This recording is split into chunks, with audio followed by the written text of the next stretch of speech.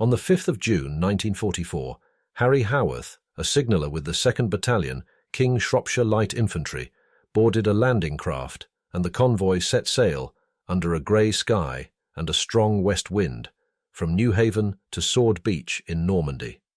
The voyage proved uneventful. The landing craft carrying the battalion touched down very much as planned at La Breche d'Hermanville at 10:10 on the 6th of June. It was not an easy landing, 4 to 5 feet of water and a sea running. The beach was still under shell fire. However, with the aid of ropes carried ashore by the Navy, the heavily laden men struggled ashore with few casualties and little loss of equipment. 6th of June, I came up, first light. The amount of noise there was, it was terrific. Nobody can imagine it. You knew it was deathly. The Germans kept sweeping the beach. Not for long, the RAF took care of them. And I got onto the beach. But I ran along with a man who pulled me out of the water and saved my life, and got behind a German burnt out half track and got down, crouched down behind it, a shelter from anything that was coming. And really, I was quite happy to be there, but after a minute or so, he said to me, "Don't go," because I was getting up to leave. And I said, "I've got to go." I was fortunate that I got off completely, not lost a limb or anything. We were going to Caen, actually, but what happened was we got an order to go destroy the guns. So consequently, we left, and I got away from all the trouble around the beachhead. I was all on my own. The company hadn't come off the boat because the ramp had broke. And I went then, and officer turned to me and said, "Oh, we've got a signal at last." But I said, "I've no signals." I said, "The only thing I have is a set of flags." At 14:25, Commanding Officer orders Z Company to attack enemy battery at Périers-sur-le-Dan, which is holding up tanks on the right and dominating the main axis.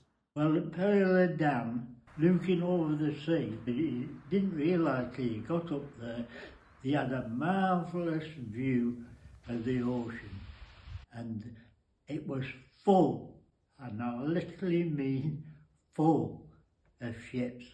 They were sitting targets really, right in front of them. Some Royal Engineers that we'd now got attached to us decided he was going to what they call blow the breeches of the guns. The officer went, he told me to stay where I was, no doubt he wanted to shield the wireless set. Went round to the guns, an engineer got up and put the charge in the breech, but then he was shot from a pillbox which was alongside. We all lay about for a few minutes, then someone said, "He's getting up, sir." And the chappie of the Royal Engineers got up and blew the gun to pieces. Following the successful attack at Périers-sur-le-Dan, Harry and his KSLI company made a firm base at the Château of Biéville.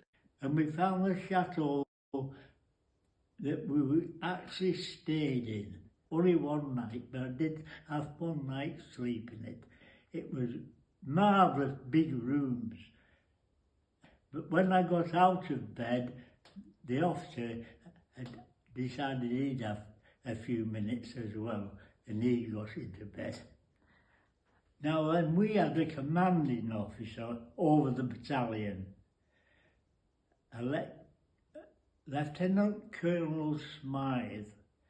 The last thing on D-Day, just we put our heads down, he came to me, held his hand out and said, "Well done." and the next morning, unfortunately, he'd met his end.